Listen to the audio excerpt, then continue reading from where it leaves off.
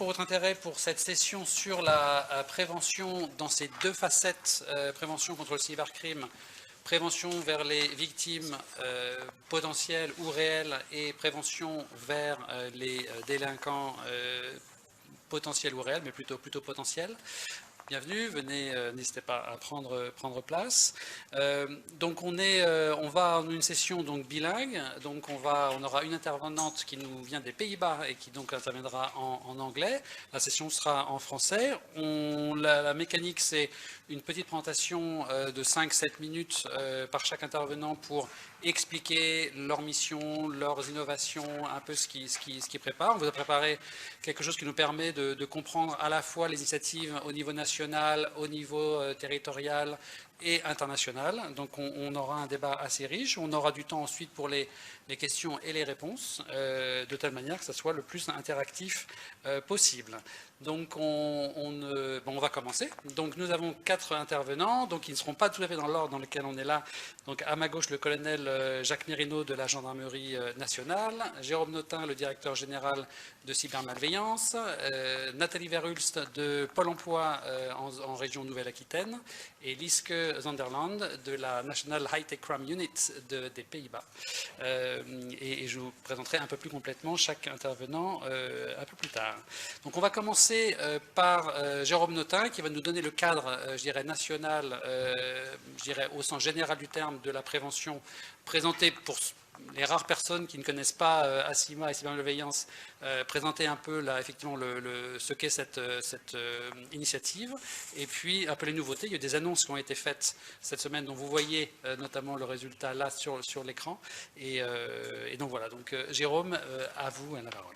Merci beaucoup. Donc 6-7 minutes, c'est voilà, ça alors, donc cybermalveillance.gouv.fr. Je vais me permettre, puisqu'on est relativement peu nombreux, qui ne connaît pas cybermalveillance.gouv.fr? Ah, bon, il y a quelques mains encore. Quelques années au fixe, c'était l'inverse. Donc je vais prendre quelques minutes pour présenter le dispositif. Donc on est le dispositif national d'assistance aux victimes d'actes de cybermalveillance. On a été créé par l'ANSSI et le ministère de l'Intérieur en 2017. Et on a 3 missions. La première mission, c'est une mission d'assistance, d'où notre nom. Vous êtes victime de cybermalveillance, vous allez sur notre plateforme et en quelques questions, on fait ce qu'on appelle un parcours victime. En quelques questions, vous allez avoir un diagnostic de votre cybermalveillance. Et en fonction du diagnostic, on a 3 types de sorties.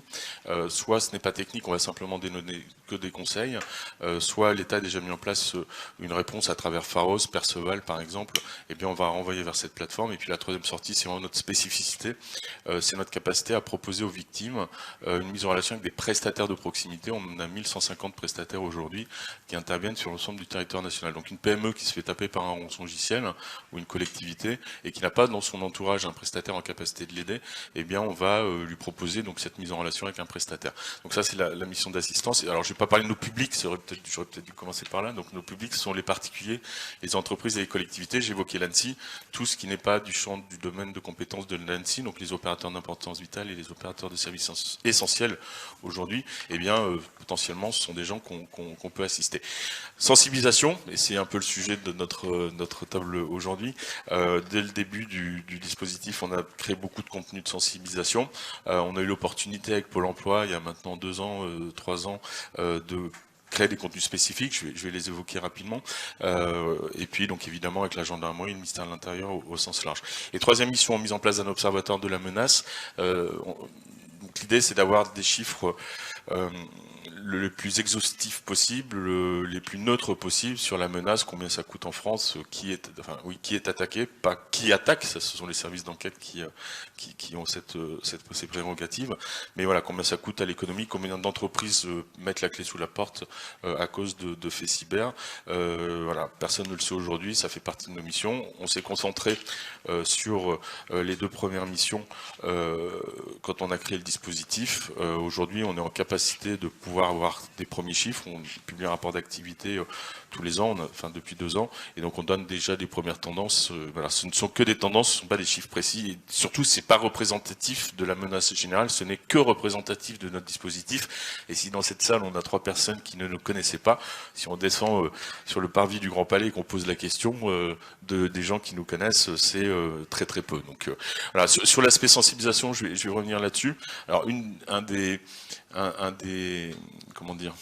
une des raisons pour laquelle on fait aussi beaucoup de sensibilisation, c'est pour faire connaître le dispositif. Quand des services étatiques ou des membres de notre dispositif diffusent nos contenus, évidemment, la première intention, c'est de sensibiliser les gens qui auront la possibilité de les lire, mais aussi qu'ils sachent, qu'ils connaissent notre existence, qu'ils sachent que lorsqu'ils sont victimes de cybermalveillance, eh bien, ils peuvent trouver chez nous donc de l'assistance. Évidemment, c'est pas l'intérêt, c'est pas qu'ils retiennent le nom mais de notre plateforme, mais qu'ils sachent qu'il y a un dispositif qui existe. Donc, sur les actions, moi, je suis entre la gendarmerie et Pôle emploi, donc c'est vraiment chouette parce qu'on a eu, il y a Laurent Simoni qui est dans la salle, pardon. On a eu avec le Pôle emploi très rapidement des actions. On sait que il y a des gens alors, on sait que les cybercriminels, c'est pas des gens qui ont une grande moralité, mais là, en l'occurrence, il y a des gens qui ciblent spécifiquement les demandeurs d'emploi. Donc avec Laurent, on a eu l'occasion de faire des fiches pratiques très vite. On avait signé une convention entre Pôle emploi et notre dispositif, pour justement être en capacité de pouvoir sensibiliser les demandeurs d'emploi en disant attention, il y a des gens qui spécifiquement vont vous cibler en tant que demandeur d'emploi, qui vont vous faire croire que vous allez qui vont vous salarier, qui vont vous envoyer un chèque, par exemple, c'est une des arnaques très fréquentes, ils vont vous envoyer un chèque de 2000, 3000 euros en vous demandant de vous équiper, si vous êtes serveur, achetez l'équipement, et puis derrière, une fois que vous avez encaissé le chèque et que l'argent est sur le compte, eh bien simplement, ils vont vous dire qu'ils sont trompés, donc il faut rembourser une partie de l'argent, donc évidemment le chèque c'est un chèque volé, la banque a mis un peu de temps, mais 15 jours en général pour s'en apercevoir et reprendre l'argent, donc ce sont des gens qui volent des demandeurs d'emploi, c'est pire qu'abject, donc voilà, on a eu ces actions-là, et puis on a le plaisir aussi de participer assez indirectement aujourd'hui, demain un petit peu plus, aux discussions, aux avancées qui sont faites en région Nouvelle-Aquitaine, donc je laisserai Pôle emploi en parler, et puis donc pour l'action gendarmerie, alors là j'ai déjà dépassé mon temps, mais depuis le début de notre dispositif, on a un lien extrêmement privilégié avec le ministère de l'Intérieur et en particulier la gendarmerie. On fait plein de choses. On avait dès 2017-2018 diffuser des contenus dans les unités terrain, et puis ce qu'on évoquait, ce que Jean-Christophe évoquait tout à l'heure, donc c'est ce que vous voyez à l'écran là, c'est quelque chose qu'on a fait cette semaine, qui a été diffusée cette semaine, donc c'est une infographie qui a vocation à sensibiliser les élus aux faits cyber, bien évidemment, à travers donc un jeu de questions auxquelles il faut qu'ils répondent. Et donc, si jamais ils répondent à l'une de ces questions, vous avez 9 questions. S'ils répondent rouge à une de ces questions, eh bien, ils sont invités à prendre contact avec la gendarmerie, qui va organiser des sessions de sensibilisation, voire de formation auprès des élus. Donc, cette infographie est accompagnée d'un courrier donc qui a été envoyé par l'AMF, l'Association des maires de France, donc lundi à tous les maires, et donc on espère que les élus vont prendre attache avec la gendarmerie, parce que évidemment il y aura beaucoup de rouge. Je crois que la question 7, c'est vos agents sont-ils équipés de matériel sécurisé pour le télétravail? Je pense qu'il n'y a pas beaucoup de collectivités qui sont en capacité de répondre par la positive à cette question. Donc voilà, c'est issu, et je terminerai là-dessus, d'un dispositif qui avait extraordinairement marché, qui était lancé là aussi par la gendarmerie, du dispositif maire, où en fait les élus étaient invités à prendre contact avec la gendarmerie pour qu'ils soient formés lorsqu'un type rentre furax dans le bureau et qu'il y a des violences physiques potentielles. On sait qu'il y a eu des morts d'élus, ça a été terrible, la gendarmerie a très vite réagi là-dessus, et donc nous a proposé de participer à la déclinaison dans le monde du cyber. Donc on espère qu'on aura la possibilité de sensibiliser beaucoup de collectivités à travers ce dispositif.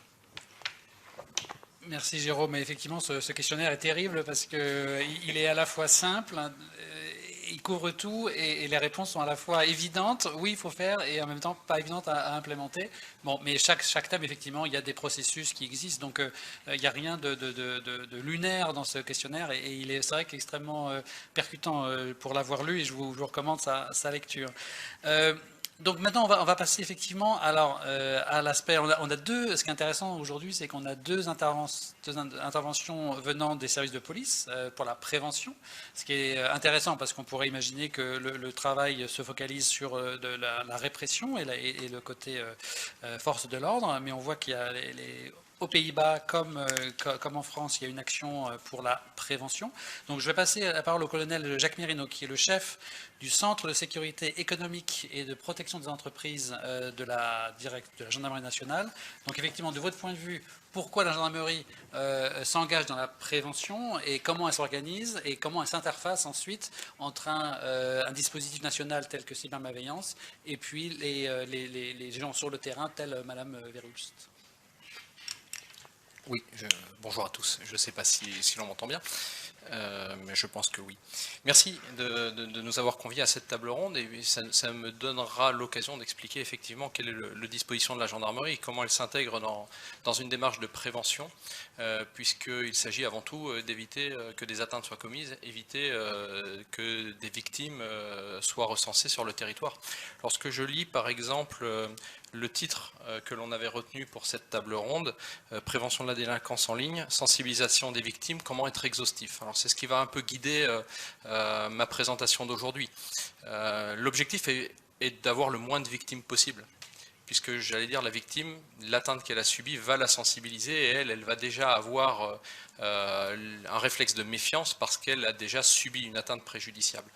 Un petit peu à l'image de ce que l'on va faire pour les particuliers. Quand les gendarmes patrouillent dans un village, quand ils patrouillent dans une zone commerciale, la peur du gendarme fait que on espère que le moins d'infractions possibles seront commises et c'est un mode opératoire que l'on applique pour avoir une politique de prévention ou un effet de prévention en matière de sécurité publique. Les entreprises intègrent pleinement ce dispositif de sécurité et naturellement on conduit une action à leur endroit, enfin quand je dis entreprises, l'ensemble des acteurs économiques parce que j'y inclus bien évidemment les collectivités, les opérateurs publics, en fait tout le tissu économique d'un bassin. Je reviens à mon idée de territoire. Prévenir la commission d'atteinte auprès de ces acteurs, c'est remplir sur ce terrain-là notre mission de prévention, notre mission de sécurité. Donc il faut là répondre peut-être aussi au deuxième point de l'intitulé de cette table ronde, comment être exhaustif. Alors c'est là où j'allais dire ça se corse un petit peu, parce que lorsque l'on veut prévenir quelque chose, l'exhaustivité c'est une gageure. Donc il va falloir réfléchir à ce que l'on veut faire, auprès de qui on veut faire, avec quels moyens et comment. Alors qui, j'y ai déjà un petit peu répondu. Les entreprises, naturellement, les collectivités territoriales, les associations, les opérateurs publics. Voilà.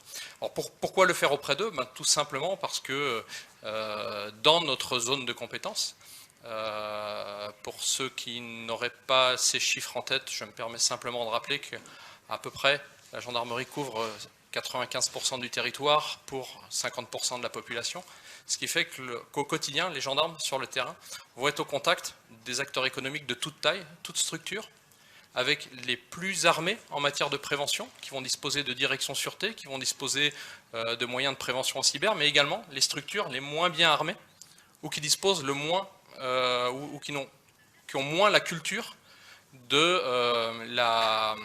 l'exposition qu'ils peuvent avoir face aux risques quels qu'ils soient. Le risque cyber, naturellement, mais un ensemble de risques auxquels ils sont exposés. Donc, je vais peut-être faire des déçus, mais je ne vais pas exhaustivement parler de risques cyber. L'objectif étant de les prémunir sur un ensemble de risques, parce qu'il y a une imbrication étroite aujourd'hui entre le numérique et l'activité physique. Lorsqu'une entreprise est victime d'une atteinte, c'est peut-être l'ensemble de sa chaîne de production qui est affectée, et du coup, la valeur qu'elle est censée produire s'arrête, la chaîne de valeur s'arrête. Une collectivité, lorsqu'elle est touchée, j'ai quelques exemples en tête qui ont été médiatisés. Par exemple, c'est le cas d'une collectivité qui est atteinte et des services aux usagers banals, tels que la remise de documents d'état civil, on passe de quelques secondes parce que l'outil informatique le permet, à plusieurs dizaines de minutes parce qu'il faut aller aux archives, sortir les registres, les photocopier, les certifier, etc. Donc il y a une perte aussi de la qualité du service rendu. Donc j'allais dire que la prévention que l'on va conduire ces entreprises, non seulement on va avoir une action qui permet de les sensibiliser aux risques auxquels ils peuvent être exposés, mais ce faisant aussi, on va participer à créer autour d'eux un environnement qui leur permet de continuer leur activité dans des conditions normales. Ça, c'était pour avec qui, enfin, qui bénéficie de cette action préventive, avec qui, j'allais dire, c'est tous les gendarmes. On est aujourd'hui au FIC et vous pourrez rencontrer sur notre stand des gendarmes spécialisés en cyber. Mais sur l'ensemble de la prévention, tous les gendarmes vont être en mesure de vous apporter des conseils de base, et puis après, ils pourront vous orienter vers des gens plus spécialisés. On a effectivement quelques chaînes de gendarmes spécialisés dans leur matière. Je viens de parler des référents cyber, mais en matière de prévention des atteintes physiques, par exemple, les référents sûreté de la gendarmerie, comme de la police dans leur zone de compétence, sont très connus des acteurs économiques, des collectivités, parce qu'ils vont faire des audits, des diagnostics, et ils vont pouvoir donner aussi des conseils de prévention à l'issue de leur visite, et donc participer là encore du rehaussement du niveau de sécurité dans l'activité de l'entité qu'ils auront visitée. Mais on dispose également de référents sécurité économique qui, eux, vont intégrer à la fois les atteintes physiques, dont les référents sûreté sont plus particulièrement spécialistes, les atteintes cyber, prises en charge par les référents cyber, mais également un ensemble plus large de familles d'atteintes que l'on a classées dans un petit document didactique que vous pourrez vous procurer sur le stand de la gendarmerie en 8 familles d'atteintes, parce que comme je le disais tout à l'heure, il y a effectivement une imbrication étroite entre le numérique et le physique, et l'objectif étant de protéger l'activité économique. Ces référents sécurité économique sont là pour sensibiliser les chefs d'entreprise à des menaces auxquelles ils n'auraient pas forcément pensé. L'atteinte à la réputation, l'atteinte au savoir-faire par exemple, lorsqu'on parle de transfert de technologie, lorsque l'on parle d'intrusion consentie, les choses que l'on va pouvoir dévoiler sur un site internet par exemple, qui permettra plus tard à des cybermalveillants de mettre en place des atteintes par ingénierie sociale. Donc tout un ensemble de conseils que l'on va pouvoir donner aux entrepreneurs au quotidien, ou de manière un petit peu plus privilégiée. Ce qui m'amène au dernier point de mon intervention. Comment ? Tout simplement en s'appuyant sur un réseau, sur notre maillage territorial, notre réseau de référents dans les territoires, qui va pouvoir à la fois organiser des conférences de sensibilisation, donc délivrer ce que je suis en train de faire là, de manière peut-être un peu plus ciblée sur la nature des atteintes, mais appeler l'attention des chefs d'entreprise sur l'existence de risques auxquels ils peuvent être exposés. Et puis j'allais dire de manière peut-être un peu plus privilégiée après, dans une démarche de visite d'entreprise où des diagnostics peuvent être établis, et où là on va participer aussi à l'acquisition par ces chefs d'entreprise d'une méthodologie qui va les amener dans une démarche de réduction de leur vulnérabilité, et on va créer, j'allais dire, une diffusion de cette culture de sécurité qui va permettre de rehausser le niveau global de sécurité. Il faut reconnaître, et ce qui me permettra de faire la transition avec Nathalie, que la diffusion partagée, en tout cas la diffusion de cette culture partagée de sécurité, elle ne peut également se faire que si l'on bénéficie de partenaires. Elle n'est efficace que si on sort de partenaires. Si on veut faire une conférence de sensibilisation, si on ne s'appuie pas sur des partenaires, on ne pourra pas réunir l'audience. On pourra, j'allais dire, on ne pourra pas diffuser le message, on ne pourra pas le vulgariser. Donc on va s'appuyer sur l'aide de partenaires. Souvent sur le territoire, c'est les chambres du commerce qui vont nous aider, ou d'autres organismes professionnels, des associations professionnelles, des organisations associatives, et qui vont nous permettre de réunir l'audience. Mais également des partenariats plus ciblés, c'est le cas avec Cybermalveillance, Jérôme en a parlé juste avant, mais c'est le cas également avec Pôle emploi, avec qui on développe aussi des partenariats. Nathalie y reviendra très certainement, mais pour terminer sur la touche cyber, c'est quand même l'objet de ce forum, on a, dans le cadre d'un partenariat qui touche à l'ensemble de ces menaces, des expériences locales qui se sont développées en ciblant le cyber parce qu'il y avait un besoin local, et qui ont permis de mettre en place des actions communes, réfléchies en commun et dispensées par la gendarmerie avec Pôle emploi, et ce qui permet, et c'est là où le partenariat est intéressant, parce que ça permet, dans une action de sensibilisation, de toucher 3 publics différents. En l'occurrence, il s'agit de l'organisation de webinaires. Et là, on va toucher à la fois l'opérateur public, Pôle emploi, ses collaborateurs, donc avec un intérêt professionnel, mais des collaborateurs qui ont un usage personnel, donc on va avoir une sensibilisation de particuliers.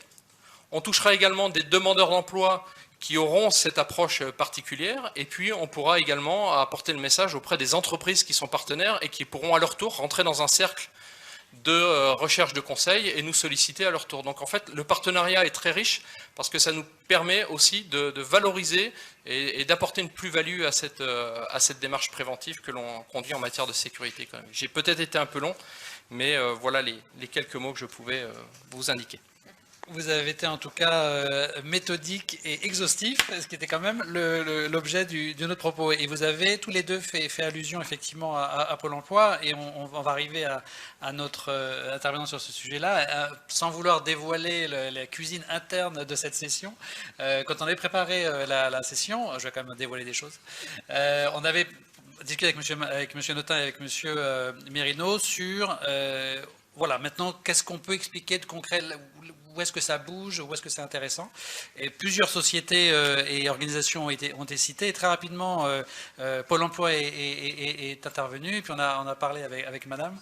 Et rapidement, donc, le nom de Mme Verust est apparu et comme étant voilà, un exemple de prévention opérationnelle, coordonnée avec à la fois les structures territoriales, par exemple de la gendarmerie, vous en parlerez sans doute, et nationale. Et donc voilà, donc là, sans vouloir trop mettre la pression à Mme Verus, je pense qu'on est très heureux de vous avoir. Vous venez de Nouvelle-Aquitaine, donc merci d'avoir fait le déplacement.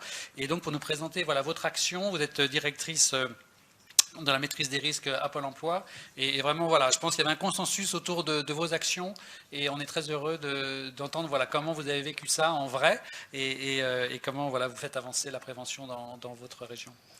Merci. Alors la pression est très forte parce que je n'ai pas du tout l'habitude de m'exprimer en public, donc j'ai préparé par écrit. Voilà. Donc effectivement, depuis entre 2009 et 2015, Pôle emploi a assuré la digitalisation de ses services. Ça nous a rendu bien plus accessibles à nos publics demandeurs d'emploi et entreprises, mais aussi beaucoup plus vulnérables aux escrocs. Alors on ne va pas se mentir, ce n'est pas Pôle emploi qui est vulnérable aux escrocs, c'est plutôt nos publics, les demandeurs d'emploi. Donc déjà, on verse 34 milliards d'euros d'indemnisation aux demandeurs d'emploi, c'est très intéressant, mais aussi toutes leurs données personnelles, hein, puisqu'il y a 6 millions de demandeurs d'emploi, sans compter toutes les personnes qui sont dans nos bases tout en n'étant plus demandeurs d'emploi. Et on dispose d'énormément de données personnelles très intéressantes pour les escrocs, l'état civil, les coordonnées, le numéro de sécurité sociale, le RIB. Voilà. Et comme l'a très bien expliqué M. Notin, j'y reviendrai plus dessus, ça a commencé par des arnaques aux offres d'emploi où donc les demandeurs d'emploi les plus fragiles en fait, se faisaient escroquer. Donc face à cette menace, le Pôle emploi donc, a conduit plusieurs actions. Les fiches d'information avec cybermalveillance, des actions bien sûr en interne, mais on a voulu très rapidement prendre contact avec le Centre de lutte des criminalités pour travailler ensemble à la fois sur notre perception à nous des menaces et sur la perception de la gendarmerie sur ce sujet, pour essayer de bien cerner en fait l'importance de ces arnaques. Et donc ce type d'arnaque, c'est la troisième cause de fraude, hein, de cyberattaque dans le monde et en France aussi. Voilà. Et on a rapidement compris qu'il fallait armer en fait nos publics pour qu'ils aient un usage plus sûr de l'Internet. Donc on a commencé toutes ces actions en 2015-2016. On s'est aussi rapproché des autres partenaires de la région, le Conseil régional, pour regarder comment on pouvait agir ensemble auprès des entreprises sur le développement économique et puis auprès des demandeurs d'emploi sur la formation et l'orientation. Mais donc notre collaboration, on a établi un premier plan de prévention en collaboration particulièrement avec la Gendarmerie nationale. On avait une pratique déjà un peu ancienne, je pense depuis 2014, on travaillait ensemble sur la sécurité physique. Et donc on a intégré à partir de 2016 un volet cyber. Donc je passe à... Donc dans ce premier temps, c'est plus de la connaissance mutuelle et on a travaillé ensemble à mieux comprendre comment on pouvait faire des choses ensemble. Je passe un peu sur un point un peu différent, mais qui est complètement en lien. Dans notre plan national 2020-2022, on a un volet inclusion numérique. Et parce qu'il faut savoir, donc il y a 14 millions de Français qui sont exclus du numérique en France. Il y a 11% de la population qui est en situation d'électronisme et 18% des demandeurs d'emploi qui se déclarent peu familiers avec le web. Et on s'est dit, il faut qu'on puisse intégrer un volet sécurité numérique parce que les demandeurs d'emploi, ils utiliseront le numérique s'ils se sentent en sécurité. Donc on a co-construit en fait avec la gendarmerie ce plan de sécurité numérique avec 3 volets. Bon, ça rejoint tout à fait ce qu'a pu dire Jacques Mérineau. Un volet à destination des demandeurs d'emploi, un volet à destination des entreprises et aussi un volet de sensibilisation interne. Donc on a démarré les actions concrètes en 2020. Alors c'était pas une très bonne année pour démarrer, mais on a été tenace et on a quand même pu démarrer même par une action avec une action en physique à Libourne, donc en Gironde. Et donc on a réuni dans l'agence, alors c'est modeste, 9 jeunes. Avec aussi une partie des agents de l'agence. Et puis là, la salle était rapidement pleine pour respecter la jauge. Et donc, on a donné la parole à la Gendarmerie nationale, cette sensibilisation qui s'appelait prévention des risques en matière de cybersécurité. Elle a été assurée par le commandant de la compagnie de Libourne et le commandant de la brigade de proximité de Saint-Émilion. Donc Jacques disait tout à l'heure que c'était, on travaillait vraiment en proximité des bénéficiaires en mobilisant les acteurs locaux. Monsieur Simeoni était présent et donc la gendarmerie a présenté une sensibilisation qui était adaptée au public, donc visuelle, adaptée aux jeunes, qui parlait de la protection des données personnelles, des bonnes pratiques digitales, du repérage des arnaques en ligne, bref, tous les éléments, le b.a.-ba de ce que l'usager doit maîtriser pour aller sur le web. Il y avait des conseillers de l'agence de Libourne, donc ça rejoint complètement, donc, aussi qui étaient là à titre professionnel et aussi à titre personnel, ça les a intéressés. Et donc voici le témoignage du directeur d'agence. Ce qui fait la force et l'intérêt de cette séquence, ce sont les témoignages des jeunes présents qui, à travers des expériences négatives ou des tentatives de fraude dont ils ont pu être victimes, offres frauduleuses, arnaques à l'emploi sur le réseau social, escroquerie au logement, enfin tous les exemples évoqués ont montré l'utilité de l'action de prévention. Donc ensuite, avec la période Covid, on a bien mesuré l'enjeu de renforcer et de poursuivre notre action. On a dû adapter en fait nos actions. On est parti de cette expérience de Libourne et on l'a adaptée en rendant la sensibilisation virtuelle. Donc ça se passe quand même dans une agence locale pour toute la dimension sensibilisation interne et aussi adaptation de la sensibilisation au terrain, aux événements qui auront eu lieu sur le secteur. Et puis ça permet aussi encore de renforcer, d'impliquer vraiment tous les acteurs dans chaque territoire, d'impliquer les directeurs et les directions de chaque agence en fait dans cette action de prévention. Donc il y a une intervention de la gendarmerie et un question-réponse avec la salle.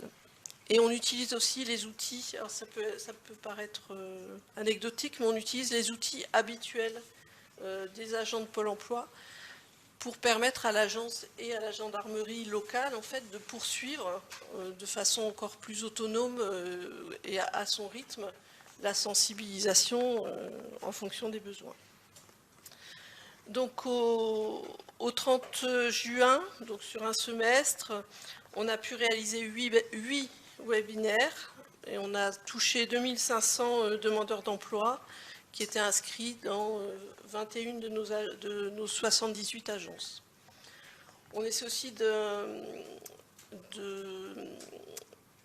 d'associer des acteurs locaux, ça peut être la mairie ou la communauté de communes ou la mission locale qui va aussi inviter les jeunes, voilà, qui va créer une sous-salle pour que les jeunes puissent bénéficier de la sensibilisation.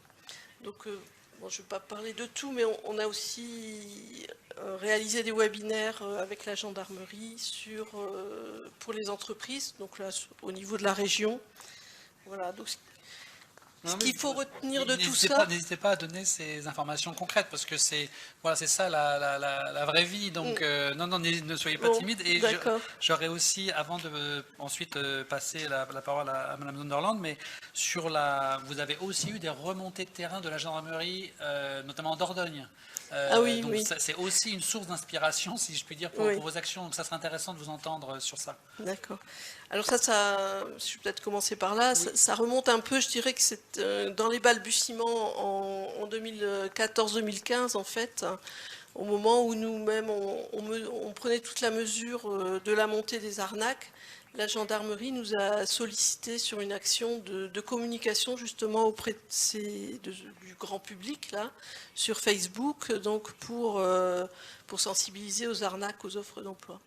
Donc c'est vrai que c'était un peu un des éléments qui nous a lancé et initié dans notre démarche, puisqu'on a travaillé avec la gendarmerie de la Dordogne et on a conçu avec eux le petit, alors je ne sais pas comment on dit sur Facebook, c'est pas un document, mais enfin le petit support de sensibilisation sur Facebook. Et sur le webinaire des entreprises, donc là on cible les très petites entreprises, c'est quand même, alors j'ai pas pris les chiffres, mais ça va être 90% des employeurs qui sont dans notre base de données, c'est ceux aussi qui sont les plus fragiles. Et c'est ceux qu'on va peut-être toucher le moins facilement par les grands réseaux. Et donc là aussi, on mobilise les agences locales pour qu'elles les invitent.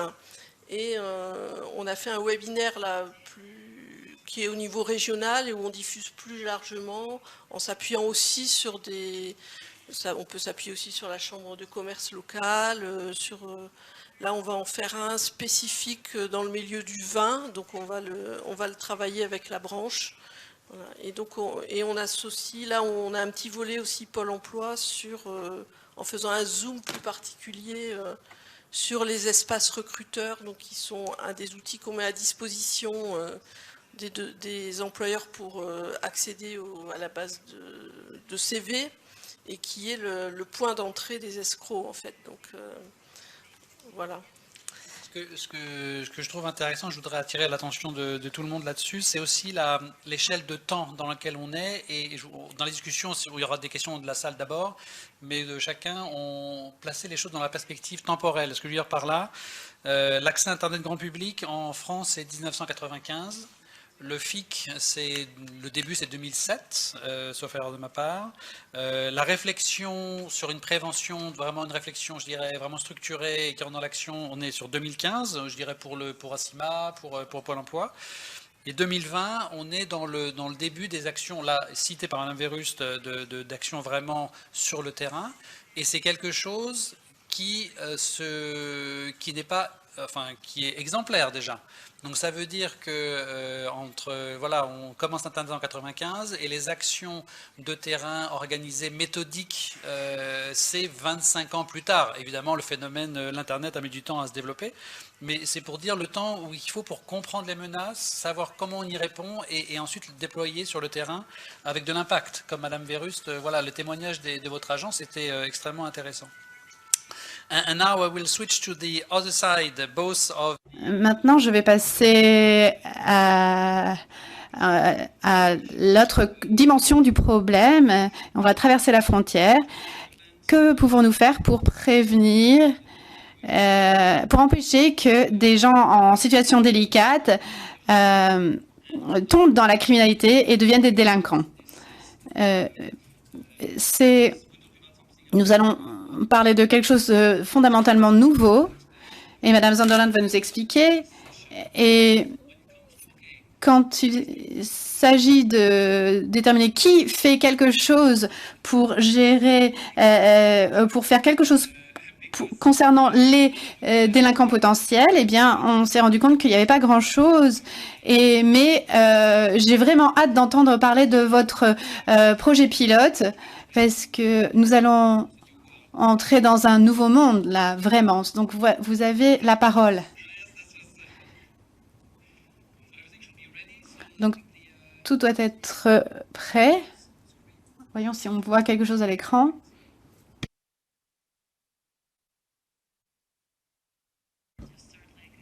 Donc, je vais commencer. D'abord, je vais vous raconter une petite histoire. Un étudiant en informatique de 23 ans, il y a un an, il était à l'université, il suivait un cours et il ne se rendait pas compte qu'il était entouré par des...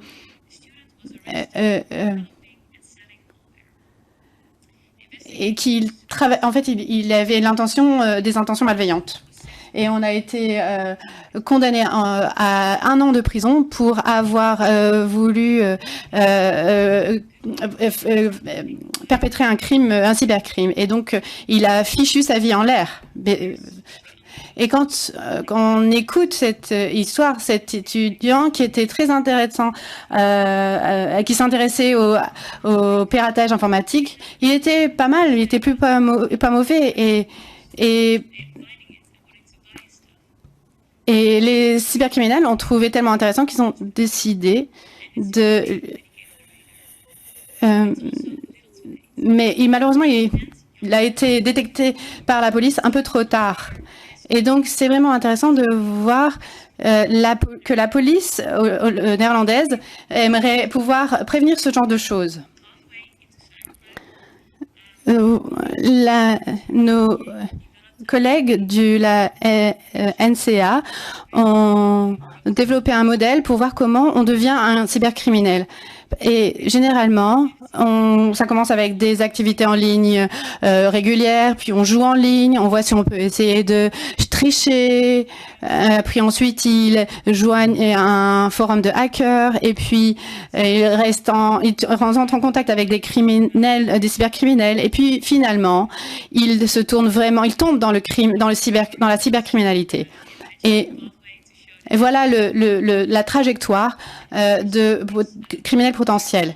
Et si on compare les délinquants en ligne et hors ligne, les criminels en ligne ne sont pas autant corrigés en termes de comportement que les criminels traditionnels. Évidemment, on casse une vitre,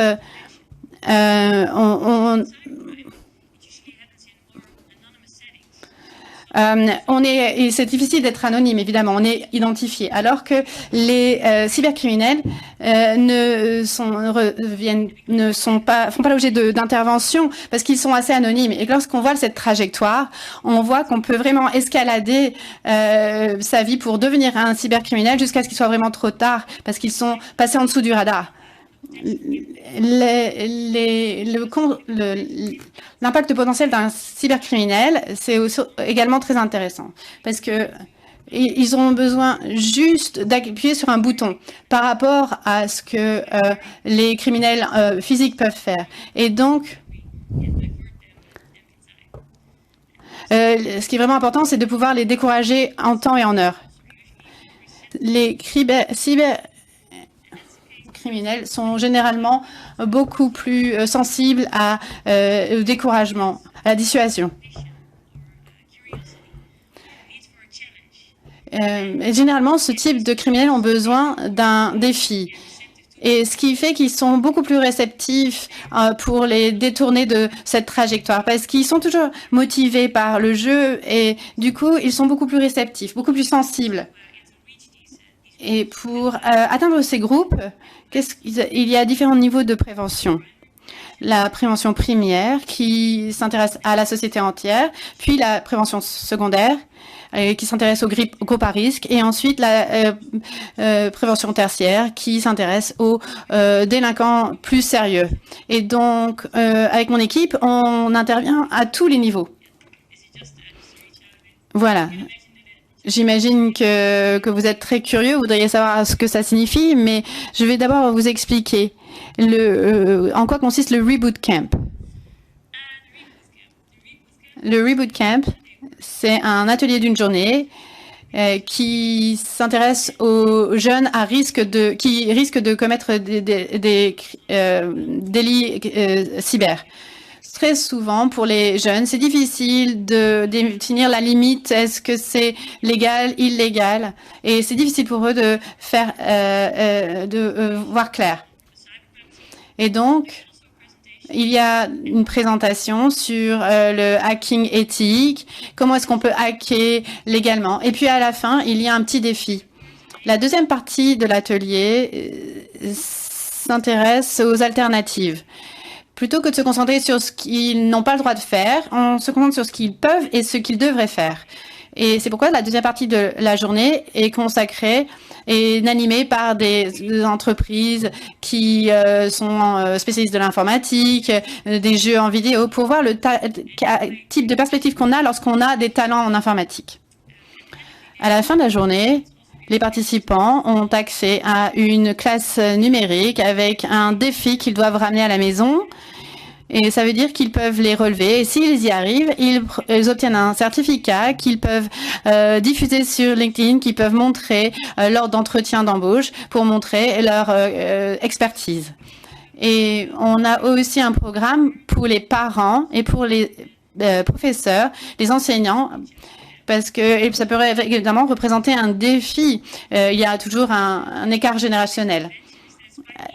C'est vraiment simple à organiser au sein de vos propres institutions et ça peut être une bonne première étape pour prévenir les délits. J'espère que ça vous a éclairé et que vous avez compris sur le type de mesures que vous pouvez prendre pour prévenir la cybercriminalité. Et je suis tout à fait ravie de vous partager comment prévenir la cybercriminalité parmi les jeunes. Donc vraiment, si vous êtes curieux, si vous voulez savoir, n'hésitez pas à me contacter après cette session. Merci beaucoup. Merci beaucoup. Avant de passer aux questions, j'ai pas bien fait mon boulot, en fait, parce que j'ai pas précisé que vous êtes un psychologue comportemental, pardon. Et est-ce que vous pouvez nous parler de votre contribution en tant que psychologue dans ce travail? Parce que il semble que cela joue un rôle majeur dans la manière dont vous avez construit vos sessions et la manière dont vous interagissez avec vos collègues. Qui sont des membres des forces de l'ordre généralement. Donc, est-ce que vous pouvez nous en dire davantage? Oui, bien sûr. L'équipe avec laquelle je travaille consiste en un certain nombre de personnes et on a tous une expertise différente. Vous avez un criminologue, un conseiller en chef du Royaume-Uni. Moi, je suis psychologue comportemental et donc pour le Reboot Camp, par exemple, là, c'est de déterminer quelles sont les motivations dans ce groupe. Par exemple, ils ont besoin d'un défi. Et dans ce cas, qu'est-ce qu'on peut faire pour travailler sur cette motivation? Est-ce qu'on peut influencer ces motivations pour être sûr que nous allons satisfaire un besoin? Et c'est pour cela que nous avons incorporé plusieurs défis dans cette même journée pour vraiment satisfaire leurs besoins. Et c'est ce en quoi consiste mon travail. Travailler sur ces motivations. You select these young people? I mean, how do you pick? How do you detect that they may be in a difficult, or they may, I mean, do the wrong thing? So how do you find them? I mean, among the, I mean, in the Netherlands, it's a large country. So how do you find them? Do you mean then for the reboot camp? Yes. Yeah. We created an assessment to measure like what the IT skill is. So we did it together with our digital specialist, and it has several challenges in it. And we go to several schools to give like a guest lecture. And in the guest lecture, we provide we ask the students, hey, we have this event. Do you want to make the challenge to see if you're if you have enough skills to join the day? And then they make the assessment, and it gives a score. And if the score is high enough, we invite them for the day. So we give them that chance. Yeah. And final question is have you made a lot of changes in the way your days, Reboot Camp days, are organized? I mean, based on the first results, did you really dramatically change the content, or what are the lessons learned from the initial sessions? Well, the first, we organized one so far, and the second one is planned in November. Okay. And from the first boot camp, we asked a number of participants if they could talk to us, so we selected 6 of them. And I think the greatest learning was that they wanted to be even more interactive, because we had quite a lot of presentations, because we want to give them a lot of information. But the biggest learning was that they said, okay, it has to be interactive, we need more challenges, so that they really wanted to be more interactive. So I think that's the biggest learning. And in November, we want to do the day for 75 youngsters and also their parents. So it will be challenging to see how that goes, but we'll take the learnings where we can. Thank you, Liske. Je reviens sur le français. Donc il y aura une dernière série de questions, mais on prendra la salle d'abord. Mais pour préparer, chaque intervenant prépare son propos. Je pense qu'il serait intéressant, c'est que vous nous partagiez au regard du chemin accompli ces dernières années. Quel est votre horizon à 2, 3, 5 ans selon l'État? Comment vous voyez vos actions s'amplifier, se déployer sur le terrain? Qu'est-ce que vous voyez de nouveau qui peut arriver? Donc je pense que ça serait intéressant, mais d'abord peut-être des questions de la salle. A-t-on des questions de la salle? Non, donc on vous a laissé très peu de temps pour répondre. Est-ce qu'on commence par vous, mon colonel, sur voilà, votre plan d'action? J'imagine qu'il y a une certaine organisation qui arrive, qui est faite chez vous. Donc qu'est-ce que vous pouvez nous dire sur ce qui peut arriver, ce qui va arriver de votre côté? Oui, pour répondre à votre question directement sur la planification d'une action en matière de prévention, on va malheureusement être surtout dans l'adaptation. Donc il va falloir avoir des capacités d'anticipation sur ce que peuvent être les menaces de demain. Donc un travail prospectif sur l'analyse des menaces potentielles. Et puis, on parlait tout à l'heure de partenariats. Je pense qu'ils sont très importants quand on parlait de partenariats pour organiser les conférences de sensibilisation.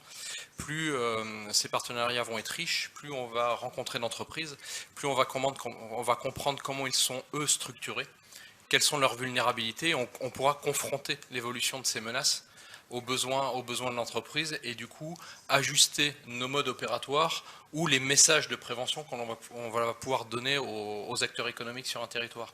Donc j'allais dire, malheureusement, ça va peut-être être une posture assez réactive, mais tout ça va être conjugué à tout ce que l'on va accomplir par ailleurs en matière de veille sur l'évolution des menaces et puis sur l'évolution du tissu industriel, ses attentes et les vulnérabilités potentielles qu'il peut présenter.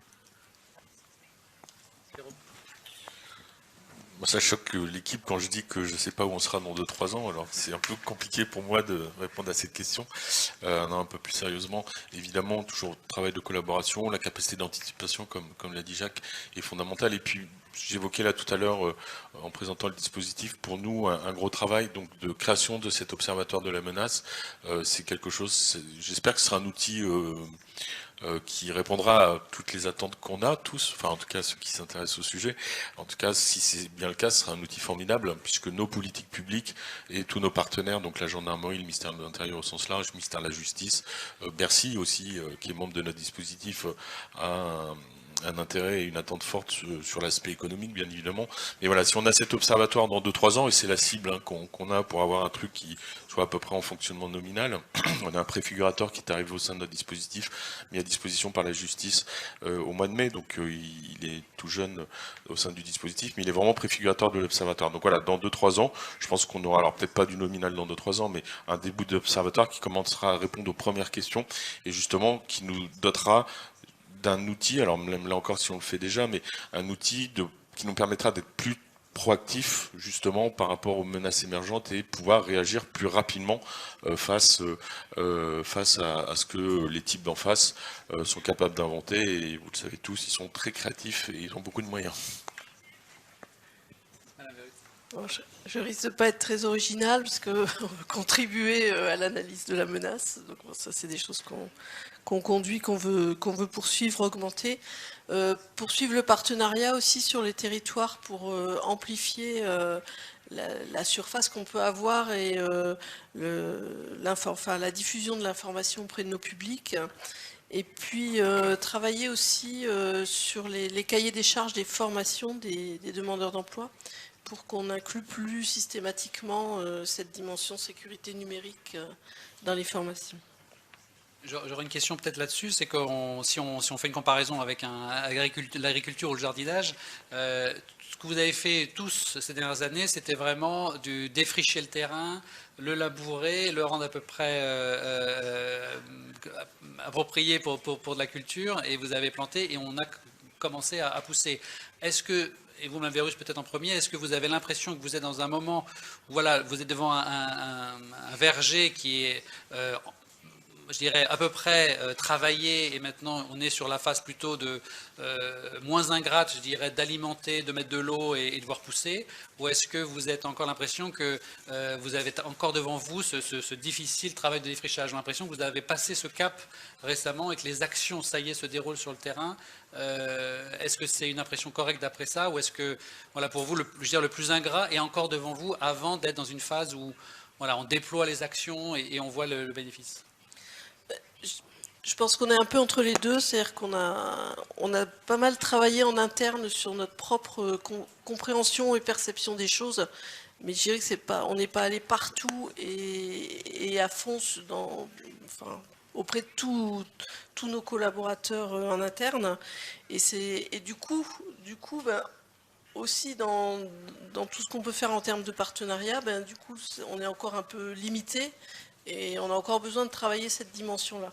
Ceci dit, on est vraiment passé d'un embryon et de petites actions ponctuelles à quelque chose d'organisé avec nos webinaires, mais il faudra forcément les faire évoluer. Voilà. Monsieur Notin, vous vouliez... Oui, alors sur le monde de l'entreprise, il y a toujours prise de conscience qui est par étapes, et les particuliers malheureusement sont toujours un peu en dernier dans les prises de conscience des risques. Mais pour le monde de l'entreprise, on a la chance d'avoir la CPME, donc qui est membre de notre dispositif, membre fondateur. Et moi j'ai une anecdote assez amusante, c'est que notre contact à la CPME nous dit en 2017, quand nous on crée le GIP, et donc dans notre ADN, c'est la collaboration. Donc, on travaille avec la CPME pour proposer des sujets cyber aux chefs d'entreprise. Et là, la com de la CPME répondait: ah, tu nous embêtes, on n'y comprend rien, c'est anxiogène, ça plaît pas, machin. Bon. Et en 2020, 2021, changement complet d'attitude de la part des chefs d'entreprise. C'est la com de la CPME qui va voir mon contact au niveau de la structure pour lui dire: alors c'est quand le prochain truc cyber là, parce que c'est demandé par les chefs d'entreprise. Donc on sait que grâce au travail de l'ANSSI, il y a eu une énorme prise de conscience pour les grosses structures, et là ça ruisselle. Alors il y a le travail de l'ANSSI, il y a tout ce qu'on fait collectivement bien évidemment, donc voilà, ça ruisselle pour les chefs d'entreprise. Donc voilà, plutôt positif, le terrain est défriché, maintenant il faut avancer. Voilà, la première graine, c'est effectivement, si on doit rester dans cette image, il faut prendre conscience du risque pour pouvoir l'adresser. Donc maintenant c'est à nous tous collectivement de faire que les gens qui vont qui ont maintenant pris conscience du risque, qu'on leur donne tous les outils pour qu'ils puissent s'en protéger. Oui, peut-être compléter aussi sur cet aspect et abonder les propos de Jérôme. Vous disiez le terrain est défriché, juste peut-être préciser que pour la gendarmerie, on défriche depuis quelques années, mais depuis 2005, en fait, on est impliqué dans la politique publique de sécurité, d'intelligence économique, devenue aujourd'hui politique publique de sécurité économique. Donc, on s'aperçoit que les messages, en tout cas, commencent à passer. Alors, je ne sais pas comment qualifier cela, mais la crise que l'on vient de traverser a aussi eu quelques avantages. Brusquement, les entreprises, en fait, sont retrouvées, les entreprises, les acteurs économiques, à devoir avoir des collaborateurs à distance, avec un parc informatique éparpillé, avec des collaborateurs isolés face à l'usage informatique, avec des locaux professionnels peut-être moins fréquentés, des problématiques d'accès des prestataires sur les sites. Donc un ensemble de problématiques où ils ont dû aller chercher du contact. Donc peut-être on a l'impression de défricher actuellement, mais finalement on a aussi une conjoncture qui permet de catalyser à un moment donné un besoin et qui va créer j'allais dire, une rencontre, un chemin à parcourir dans les deux sens et finalement nous aider par la suite à capitaliser sur ce moment particulier où on a accompagné de la prévention pour montrer qu'en fait c'est un chemin partagé dans cette acquisition de la culture de sécurité et je crois que c'est ça qui est stimulant sur l'avenir, c'est qu'en fait on ait cette idée que on a chacun notre rôle à jouer, que c'est avant tout une culture qui va permettre de se dire que on a chacun des actions à accomplir pour limiter son exposition aux cybermenaces comme aux autres actes de délinquance, mais en particulier sur les cybermenaces. Merci mon colonel. Liske, Mrs. Vanderland, last. Une dernière question, s'il vous plaît. Est-ce que vous avez l'impression peut-être est-ce que vous avez l'impression d'être en mode start-up ou est-ce que vous avez l'impression d'avoir un certain niveau de maturité? Est-ce que vous avez l'impression d'être à un stade très avancé du processus? Oui, j'ai vraiment l'impression qu'on est des pionniers. On est tout nouveau. On a de la chance d'avoir des Britanniques dans l'équipe. Ils ont 7 ans d'avance sur nous. Donc on est vraiment très content de pouvoir travailler avec eux. Et pour les années qui viennent, j'espère effectivement que nous allons être en mesure d'agir davantage de manière préventive dans la société, avoir des actions d'éducation avec les entreprises, avec les gouvernements, parce que tous ensemble, nous sommes responsables de la prévention de la cybercriminalité. Et si chacun tient ses responsabilités, eh bien, nous allons vraiment beaucoup mieux réussir à prévenir ce genre de crime. Et c'est un super thème, c'est effectivement très enthousiasmant pour l'avenir.